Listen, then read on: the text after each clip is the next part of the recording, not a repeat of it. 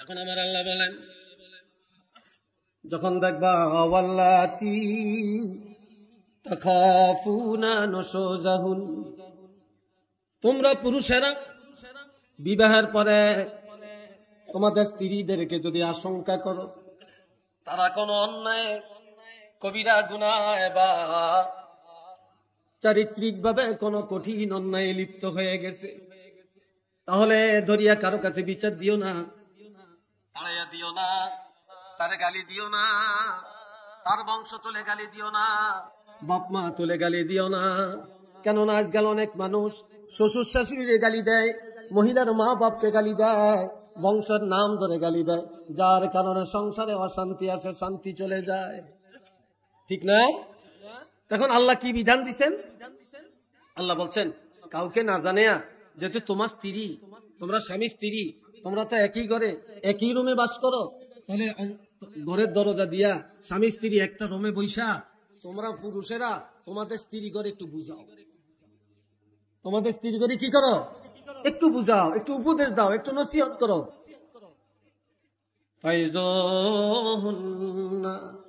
তাদেরকে উপদেশ দাও, বুঝাও, তোমার এটা অন্যায় হয়েছে, এটা কইরো না, এটা করা ভালো না, তুমি আমার ঘরে আসছো, তুমি না বুঝে এটা করছো, তুমি এটা সংশোধন করো, তাহলে সবার মন পাইবা, ভালোবাসা পাইবা, তুমি অন্যায়টা কইরো না, এভাবে বুঝাইবা। বুঝানোর পরে যদি সে ঠিক হয়ে যায় তাহলে তুমিও ঠিক হয়ে যাও, সামনে আর বাড়িও না।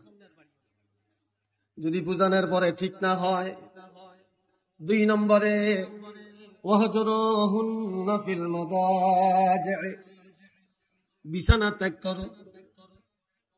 যেই স্ত্রী স্বামীর আইন মানে না, স্বামীর কথা মানে না, উপদেশ মানে না, এই মহিলার সাথে রাত যাপন করো না, এক বিছানায় কাটায়ও না, বিছানা ত্যাগ করো।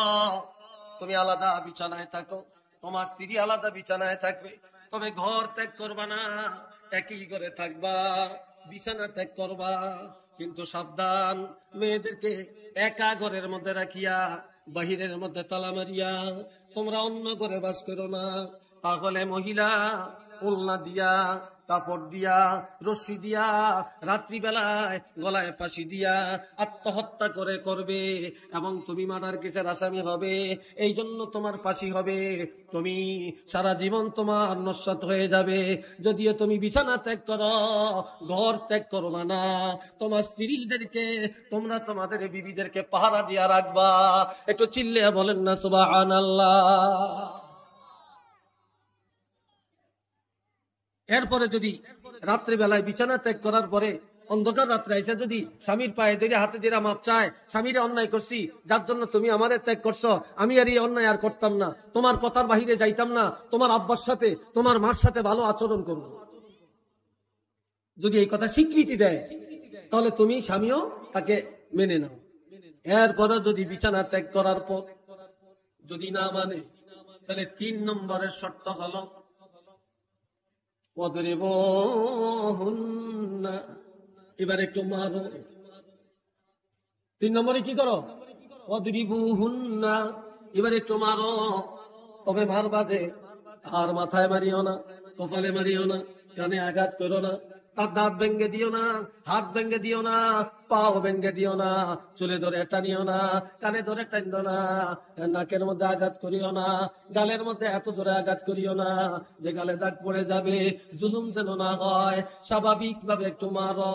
এই মারার পরে যদি তোমার স্ত্রী তোমাকে মেনে নেয়, তোমাদের মধ্যে সংশোধন এসে যায়, ফাইন আতানাকুম, আমার আল্লাহ বলছেন, এরপরে যদি তারা তোমাদেরকে আনুগত্য করে, তোমাদেরকে মেনে নেয়, ফালা তাবগু আলাইহিন্না সাবিলা, এরপরে আর কোন পথ অবলম্বন করবা না।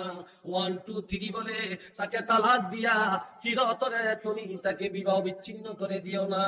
একটু চিল্লিয়া বলেন না সুবহানাল্লাহ। আরেকটু জোরে কোন আলহামদুলিল্লাহ। বর্তমান যুগে তালাকের সংখ্যা বাড়ছে না কমছে? একটু জোরে কোন, বাড়ছে না?